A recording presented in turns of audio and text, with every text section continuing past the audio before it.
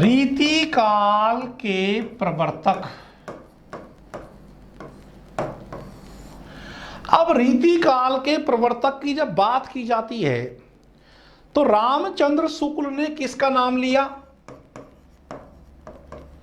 रामचंद्र शुक्ल कहते हैं कि रीतिकाल के प्रवर्तक हैं चिंतामणि त्रिपाठी।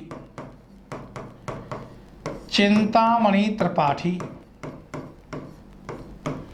चिंतामणि त्रिपाठी का जन्म आमतौर से 1600 ईस्वी मिलता है, लेकिन रामचंद्र शुक्ल ने 1609 ईस्वी के लगभग इनका जन्म माना है।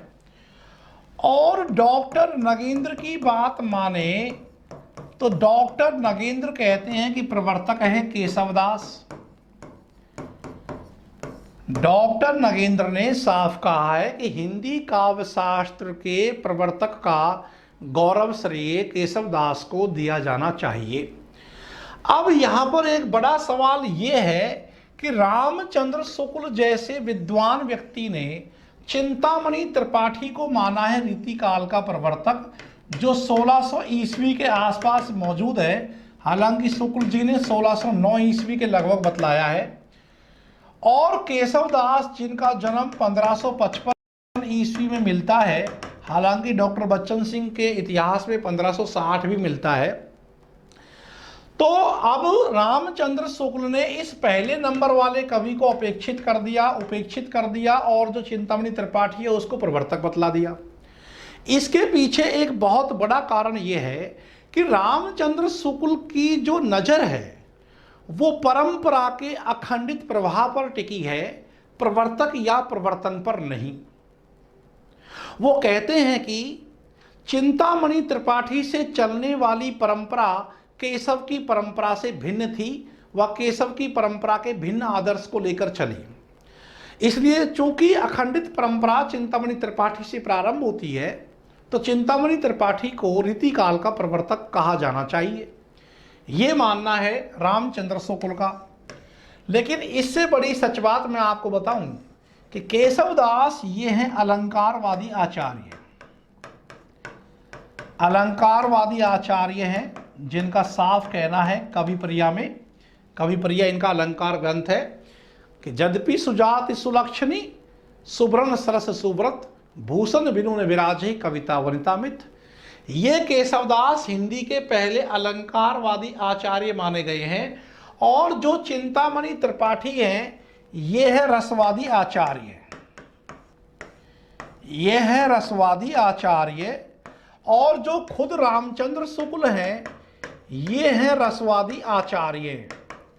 क्या आश्चर्य की बात है कि एक रसवादी आचार्य दूसरे रसवादी आचार्य का समर्थन करता है, क्योंकि अलंकार में और रस में ये झगड़ा तो बहुत पुराना रहा कि काव्य की आत्मा अलंकार माने या काव्य की आत्मा रस है।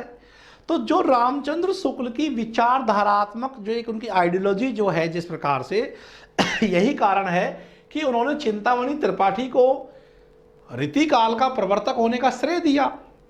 और फिर सवाल ये है कि आखिरकार जब रामचंद्र शुक्ल इस बात को खुद कहते हैं कि इसमें कोई संदेह नहीं कि हिंदी में काव्यांग ग्रंथों का प्रणयन पहल आचार्य केशव ने ही किया, जब भाई इसमें संदेह नहीं है कि पहली बार काव्यांग ग्रंथ ये केशवदास भाई ने लिखे हैं, तो आप केशवदास भाई को श्रेय नहीं दे रहे हो और आप अपने मित्र को चिंतामणि त्रिपाठी को श्रेय दे रहे हो। आप तो वो रसवादी आचार्य हैं जो जबरदस्ती अलंकारवादी को पीछे करके रसवादी आचार्य चिंतामणि त्रिपाठी को स्थापित कर रहे हो। तो ये शुक्ल की एक विचारधारा, एक विशेष विचारधारा है। और प्रत्येक इतिहासकार एक अपनी आइडियोलॉजी से इतिहास लिखता है, इसमें कोई दो राय नहीं है। रामस्वरूप चतुर्वेदी जब इतिहास लिखते हैं तो नागार्जुन को उतना महत्व नहीं देते हैं जितना मिलना चाहिए, क्योंकि दक्षिणपंथी और वामपंथी विचारधारा, देखिए आप सब जानते हैं इन चीज़ों को, हर स्तर पर विचारधारा काम करती ही है। तो यही कारण है कि विचारधारा में कोई साहित्यकार उपेक्षित हो जाता है, कोई क्या। आरपीएससी 2012 के कॉलेज लेक्चरर के इंटरव्यू में मुझसे सवाल पूछा, क्या आप मानते हैं कि कोई इतिहासकार अपनी विचारधारा के विशेष तहत किसी भी कवि को उपेक्षित कर सकता है? तो इसका जवाब था मैंने कि बिल्कुल सर, यादवेंद्र शर्मा चंद्र के साथ भी कुछ ऐसा ही हुआ है, ये प्रसंग चला था। क्योंकि जहां रामस्वरूप चतुर्वेदी जैसे लेखक नागार्जुन को उपेक्षित कर सकते हैं, जहां रामचंद्र शुक्ल जैसे इतिहासकार कबीर के साथ न्याय नहीं कर पाते, सिद्धनाथों के साथ न्याय नहीं कर पाते, तो फिर यादवेंद्र शर्मा चंद्र की तो बात ही क्या है। तो मैं कहना सिर्फ ये चाह रहा हूं कि प्रत्येक इतिहासकार अपनी विचारधारा से साहित्य लिखता है। तो यहां पर जो रामचंद्र शुक्ल ने इस चीज का भी उत्तर खोज लिया कि भाई आपसे आगामी आलोचक एक सवाल पूछेंगे कि शुक्ल जी आप ये बताओ कि 50 वर्ष बाद आप रीतिकाल के समय को लेकर जा रहे हैं कि केशव दास के लगभग 50 साल बाद चिंतामणि त्रिपाठी से जो परंपरा चली वह अखंडित तो थी ही, लेकिन केशव दास के भिन्न आदर्शों को लेकर चली। अब कौन से भिन्न आदर्शों की आप बात कर रहे हो, तो ध्यान देना आप इस चीज को। चाहे केशव दास हो और चाहे चिंतामणि त्रिपाठी हो,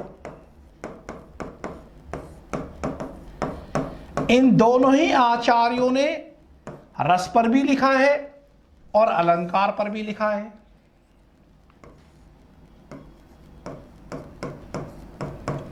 अलंकार और रस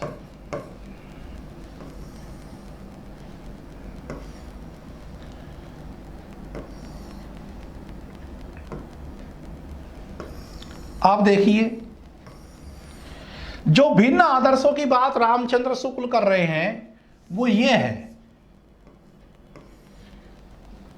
कि केशव दास ने अलंकार में भामा, दंडी, उद्भट और एक है केशव मिश्र, केशव मिश्र की किताब है एक अलंकार शेखर, इनका अनुसरण किया है। जबकि चिंतामणि त्रिपाठी ने जब अलंकार लिखा है, अलंकारों के बारे में लिखा है, तो इन्होंने जयदेव और अप्पय दीक्षित इन अलंकारवादी आचार्यों का अनुसरण किया है। और जब रस पर इन्होंने लिखा है, केशव दास ने रसिक प्रिया लिखी है, तो इन्होंने रस पर रुद्र भट्ट की श्रृंगार तिलक, रुद्र भट्ट की श्रृंगार तिलक का अनुसरण किया है। और चिंतामणि त्रिपाठी ने भानुदत्त की रस मंजरी का अनुसरण किया है। समझना इस बात को ठीक से। भामे ने लिखी है किताब काव्य अलंकार, दंडी की है काव्यदर्श, और केशव मिश्र की बहुत चर्चित है अलंकार शेखर के नाम से मिलती है। तो केशव, अब आप ये भी सोचोगे कि भाई रस पर ये केशव दास भी लिख रहा है क्या? बिल्कुल। तो फिर इसको अलंकारवादी क्यों कहते हैं? क्योंकि अलंकारों का चित्रण ज्यादा किया है, रस का कम किया है। ऐसे चिंतामणि त्रिपाठी ने लिखा तो अलंकारों पर भी है, लेकिन मुख्य चित्रण रस का किया है, इसलिए रसवादी आचार्य हो गए चिंतामणि त्रिपाठी। तो रामचंद्र शुक्ल कहते हैं कि केशव दास ने अलंकार विवेचन में भामा, दंडी, उद्भट और केशव मिश्र की परंपरा का अनुसरण किया है, जबकि चिंतामणि त्रिपाठी ने अलंकार विवेचन में जयदेव के चंद्रालोक और अप्पय दीक्षित के कुवलयानंद का अनुकरण किया है। केशव दास ने रस विवेचन में रुद्र भट्ट की श्रृंगार तिलक का अनुसरण किया है, जबकि चिंतामणि त्रिपाठी ने रस और नायिका भेद विवेचन में भानुदत्त की रसमंजरी का अनुसरण किया है। और शुक्ल जी कहते हैं कि बाद में चिंतामणि त्रिपाठी के बाद में जो रीतिकाल के आचार्य कवि हुए, उन्होंने इस परंपरा को स्वीकार किया। ये भिन्न आदर्शों की बात यहां है, यानी कि चिंतामणि त्रिपाठी के पश्चात जो रीतिकाल के आचार्य कवि हुए हैं, उन्होंने अलंकार लिखने में जयदेव के चंद्रालोक और अप्पय दीक्षित के कुवलयानंद ग्रंथों का अनुकरण किया है। और चिंतामणि त्रिपाठी के बाद जो भी आचार्यों ने रस और नायिका भेद पर लिखा है, उन्होंने भानुदत्त की रसमंजरी का अनुकरण किया है। तो केशव दास की जो परंपरा थी वो वहां रुक जाती है। और जिसकी परंपरा आगे बढ़ती है वो है चिंतामणि त्रिपाठी। इस भिन्न आदर्शों की बात यहां की है, लेकिन मैं आपको फिर भी बतला दूं कि वास्तव में यदि डॉक्टर नगेंद्र के अनुसार पूछेंगे तो आप कर दोगे। प्रश्न आएगा कि भाई डॉक्टर नगेंद्र ने रीतिकाल का प्रवर्तक किसे माना है, तो आप कर दोगे केशवदास। आपसे पूछेंगे चिंतामणि त्रिपाठी ने रीतिकाल का प्रवर्तक किसे माना है, तो आप कर देंगे चिंतामणि त्रिपाठी। लेकिन बाई चांस किसी के अनुसार न पूछा जाए और सीधे सीधे सवाल यही आए कि रीतिकाल का प्रवर्तक किसे माना जाना चाहिए, तो उत्तर आपका होना चाहिए केशवदास।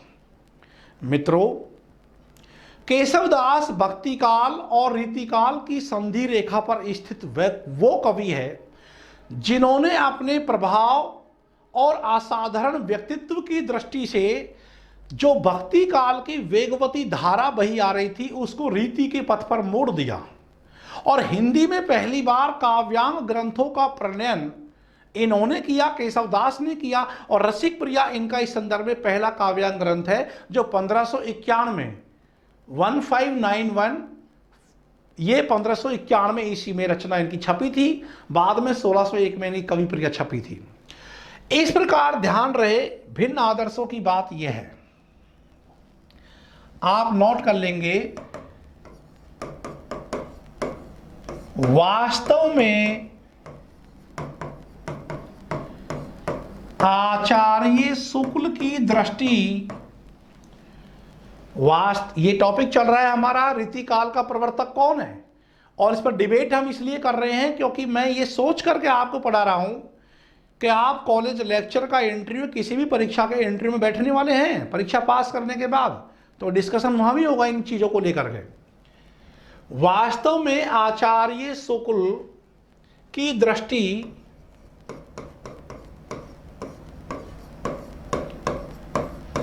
परंपरा के अखंडित प्रवाह पर, परंपरा के अखंडित प्रवाह पर टिकी है, प्रवर्तक या प्रवर्तन पर नहीं। यही कारण है कि शुक्ल जी लिखते हैं,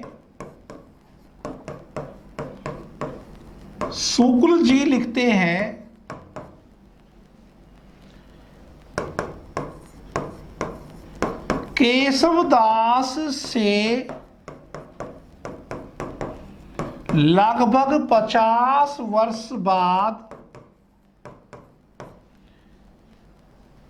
केशवदास से लगभग 50 वर्ष बाद चिंतामणि त्रिपाठी से चलने वाली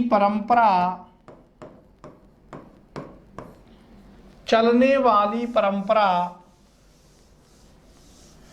अखंडित तो थी ही,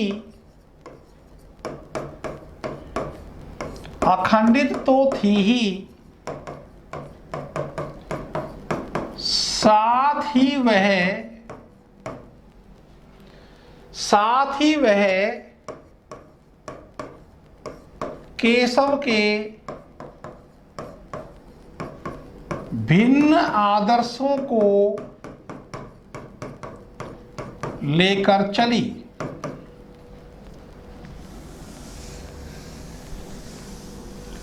अतः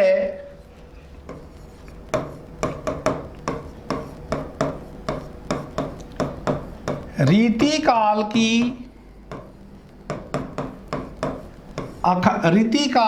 अखंडित परंपरा का प्रवर्तन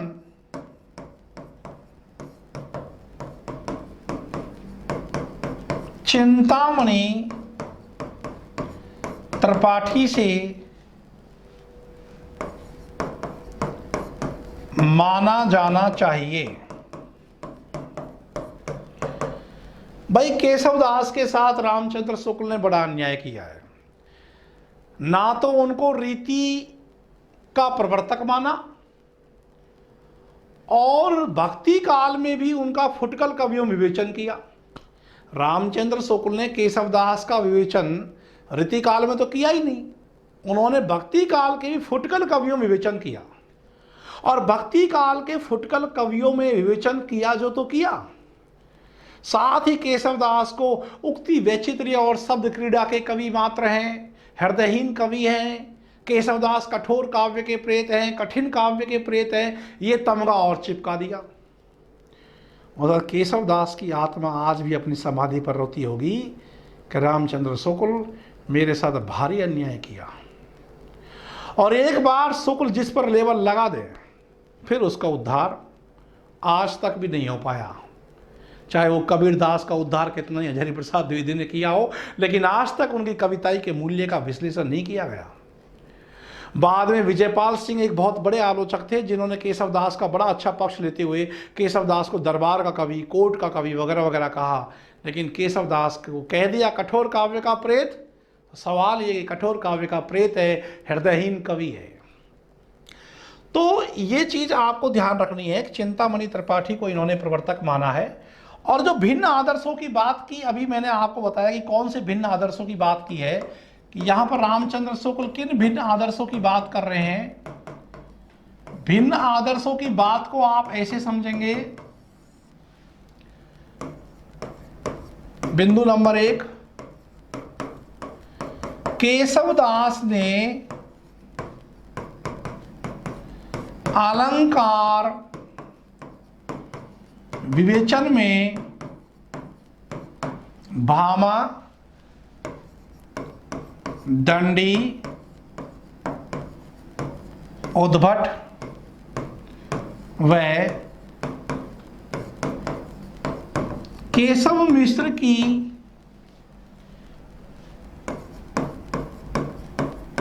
परंपरा का अनुसरण किया है।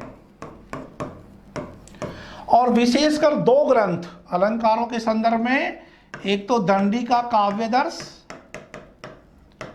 दंडी का काव्यदर्श, और एक केशव मिश्र की संस्कृत रचना है अलंकार शेखर।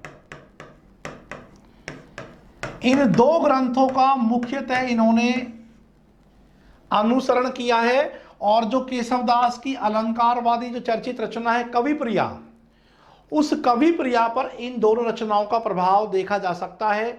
तो केशवदास ने अलंकारों में तो ये परंपरा को अनुसरण किया, जबकि हम यहां कहेंगे कि चिंतामणि त्रिपाठी ने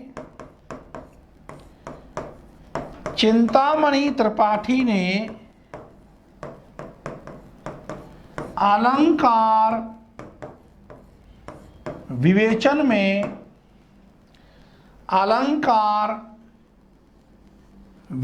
में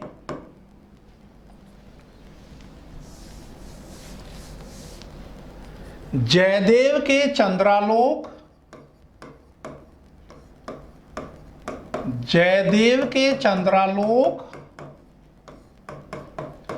एवं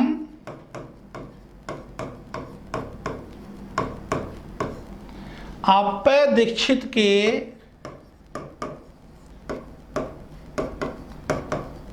कुवलयानंद का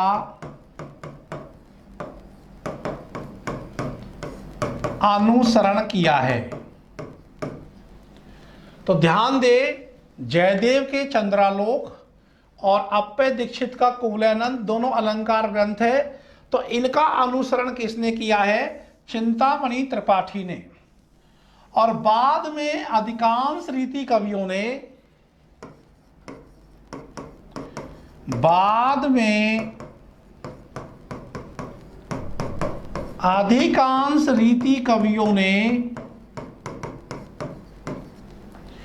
अलंकार विवेचन में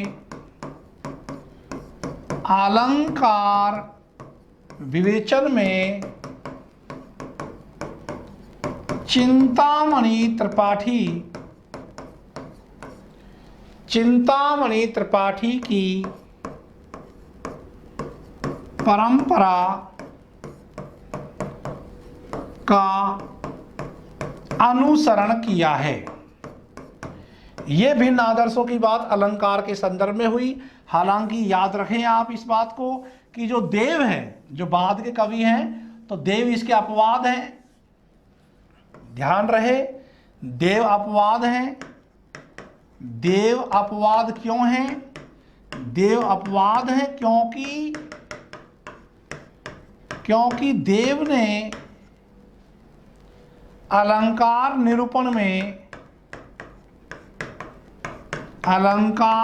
निरूपण में केशवदास की परंपरा मतलब हो गया भामादंडी वाली परंपरा का अनुसरण किया है। तो बाद में सभी रीति कवियों ने चिंतामणि त्रिपाठी का अनुसरण किया है, परंपरा का, लेकिन देव इसमें अपवाद है। ध्यान रखो, क्योंकि देव ने केशवदास की परंपरा को स्वीकार किया है अलंकार के संदर्भ में। तो एक बात तो ये हुई। तो आपसे कोई ये पूछे कि रीति काल के अधिकांश आचार्यों ने अलंकार विवेचन के संदर्भ में किन संस्कृत के किन ग्रंथों का अनुसरण किया है, तो हमारा उत्तर होगा जयदेव का चंद्रालोक और अप्पय दीक्षित का कुवलयानंद, जो दोनों अलंकार ग्रंथ हैं संस्कृत के। और दूसरा बिंदु ये है कि केशवदास ने रस विवेचन में रुद्र भट्ट कृत जो संस्कृत रचना है श्रृंगार तिलक, क्योंकि अनुकरण इन्होंने संस्कृत के ग्रंथों का ही किया है, तो केशवदास ने रस विवेचन में रुद्र भट्ट के श्रृंगार तिलक का अनुसरण किया है। तो कौन सी रसवादी आचार्य, कौन सी रसपरक रचना लिखी है केशवदास ने? रसिक प्रिया। तो रसिक प्रिया जो इन्होंने लिखी है केशवदास ने, रसिक प्रिया, जिसका समय 1591 ईस्वी है, इस रचना पर किसका प्रभाव देखने को मिलेगा? तो श्रृंगार तिलक का प्रभाव देखने को मिलेगा। तो ये रस के संदर्भ में केशवदास ने रुद्र भट्ट की श्रृंगार तिलक का अनुसरण किया है, जबकि चिंतामणि त्रिपाठी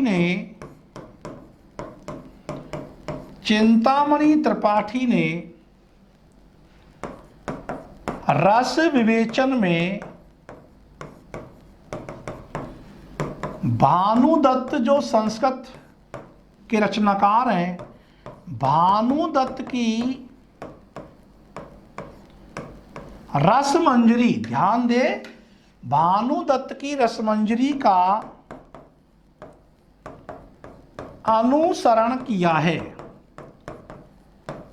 तो चिंतामणि त्रिपाठी ने रस विवेचन में भानुदत्त की रसमंजरी का अनुसरण किया है, और बाद में अधिकांश रीति कवियों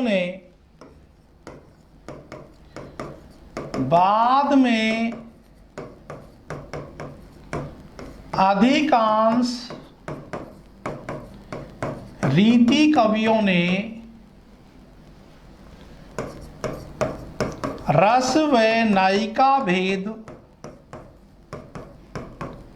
के विवेचन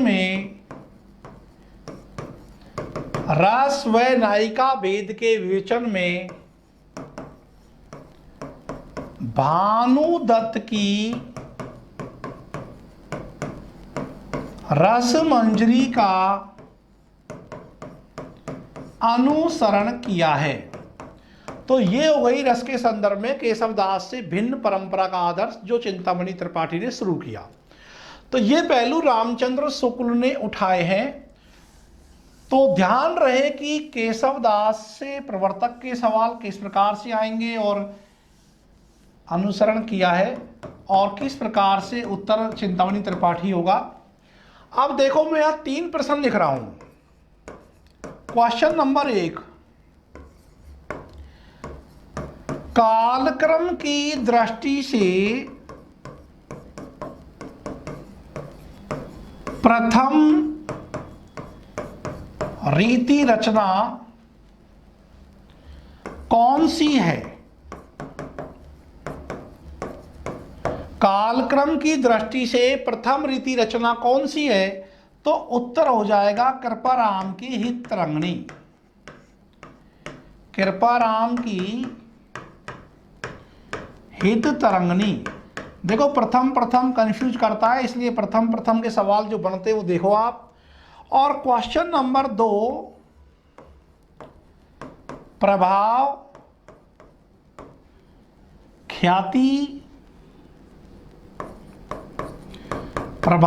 ख्याति एवं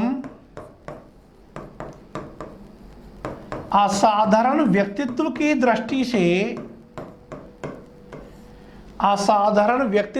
दृष्टि से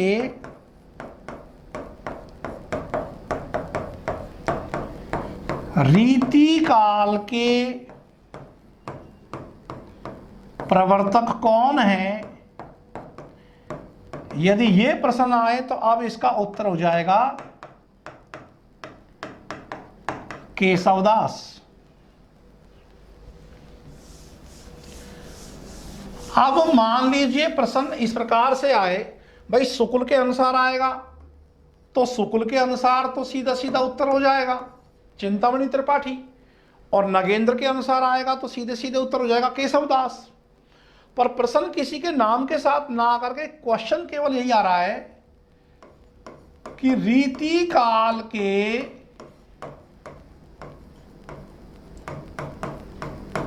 अखंडित परंपरा के प्रवर्तक कौन है? तो अब आपका उत्तर हो जाएगा इसमें चिंतामणि त्रिपाठी।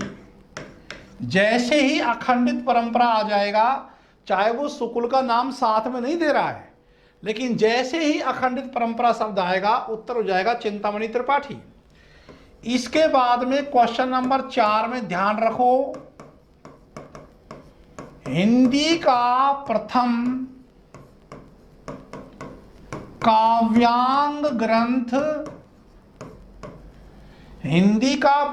काव्यांग ग्रंथ कौन सा है?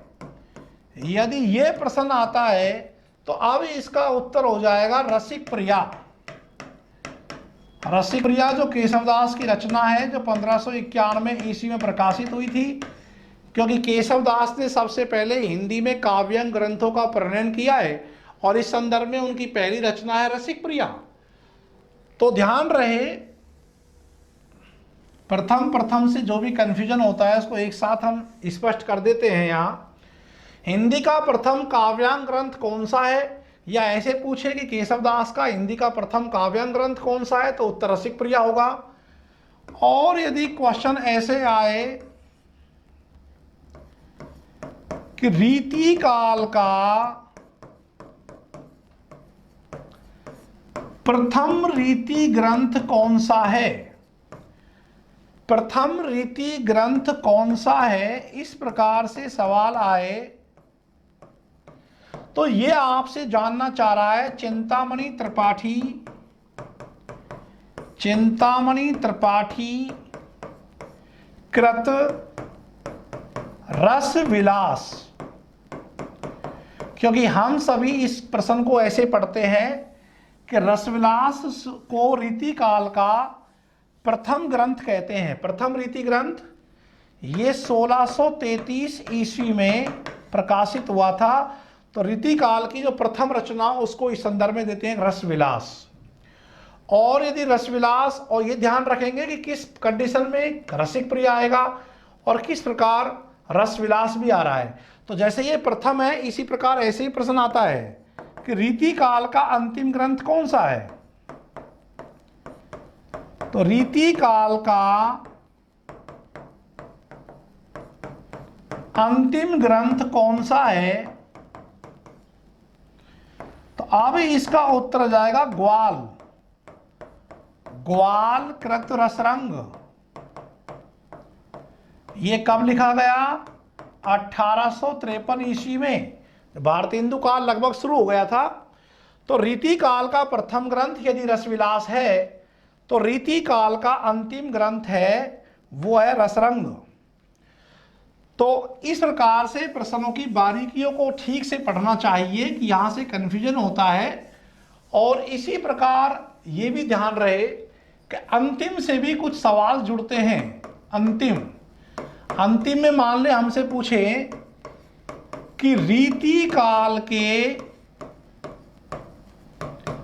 अंतिम कवि, अब वो अंतिम कवि पूछ सकता है या वो अंतिम कवि के स्थान पर अंतिम आचार्य पूछ सकता है। अंतिम कवि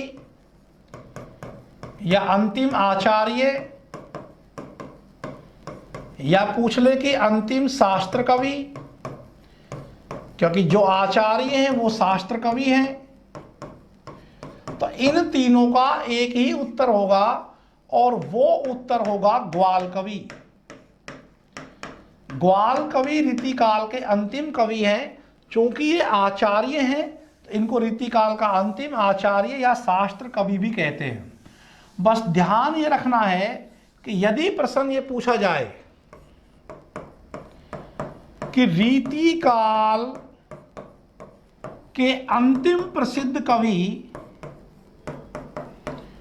रीतिकाल के अंतिम प्रसिद्ध कवि कौन है, तो जैसे ही अंतिम प्रसिद्ध कवि की बात आती है तो उत्तर हो जाता है पद्माकर,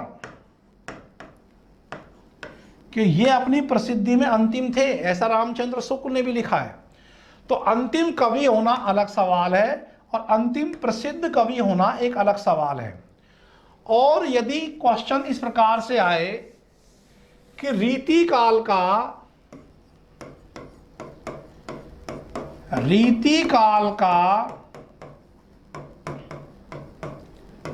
अंतिम प्रसिद्ध आचार्य, रीतिकाल का अंतिम प्रसिद्ध आचार्य कौन है, तो आपका उत्तर होना चाहिए भिखारीदास। उत्तर होगा भिखारीदास। लेकिन ध्यान रहे यदि भिखारीदास विकल्प में नहीं है तो दूसरा उत्तर फिर होगा पद्माकर का, क्योंकि पद्माकर में आचार्यत्व के गुण भी काफी हैं। लेकिन पहले नंबर पर यदि भिखारीदास आ रहा है तो भिखारीदास ही आएगा, क्योंकि जब हम मिश्र बंधुओं का मिश्र बंधु विनोद पढ़ते हैं तो मिश्र बंधु विनोद में जो रीतिकाल है वो अलंकृत काल के नाम से मिलता है। और अलंकृत काल को मिश्र बंधुओं ने दो भागों में बांट रखा है, पूर्व अलंकृत काल और उत्तर अलंकृत काल। और मिश्र बंधुओं का कहना है कि पूर्व अलंकृत काल का जो पहला प्रसिद्ध आचार्य है वह है चिंतामणि त्रिपाठी, और जो उत्तर अलंकृत काल का जो प्रसिद्ध आचार्य है वो है भिखारीदास।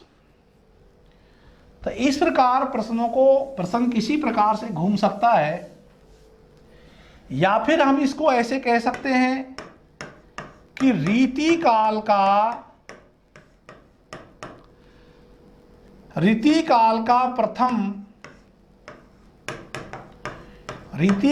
प्रथम प्रसिद्ध आचार्य कौन है, तो अब आपका उत्तर हो जाएगा इसमें चिंतामणि त्रिपाठी।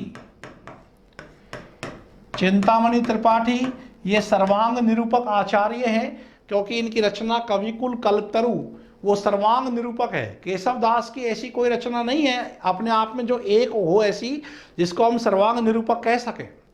तो रीतिकाल के प्रथम प्रसिद्ध आचार्य कौन हो जाएंगे? चिंतामणि त्रिपाठी। या इसको थोड़ा सा घुमा करके ऐसे पूछ लिया जाए